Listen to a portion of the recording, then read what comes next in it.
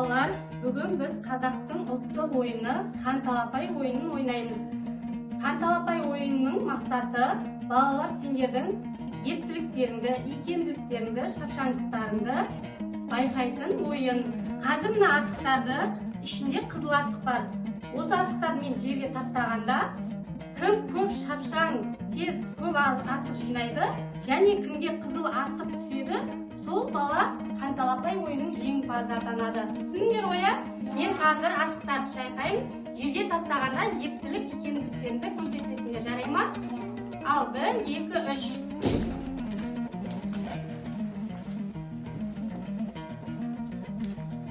Балалар, кән көрейікші, кім көп асық жинады? Кімде? Және қызыл асық кімге түсті? Айша, жарайсың. Бүгінгі ойынның Қан-талапай ойынның жеңімпазы бізде Айша. Айша, асығыңды көрсете ғой.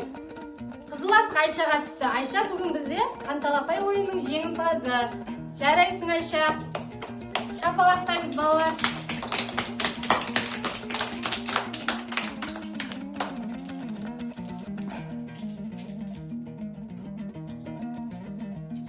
Ал балалар, келесі қазақтың ұлттық ойынының бірі қыз қуу ойынын ойнаймыз.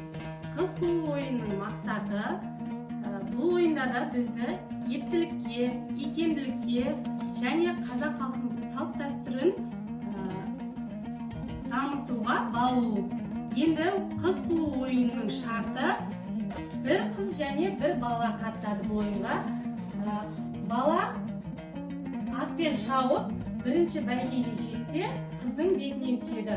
Ал егер бала қызға жете алмай қалса, қыз оны қамшымен қамшылауға рұқсат беріледі. Балалар, түсіндіңдер ойынның шартын? Ал бастаймыз.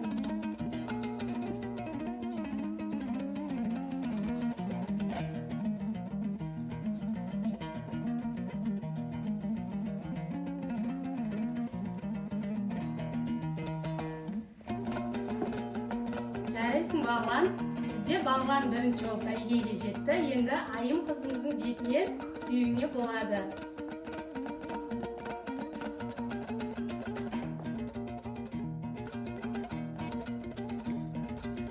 Ал келесі ойынды балалар бізде Ахмедияр мен Айбибі жалғастырады. Қане, жалғастыра ойындар.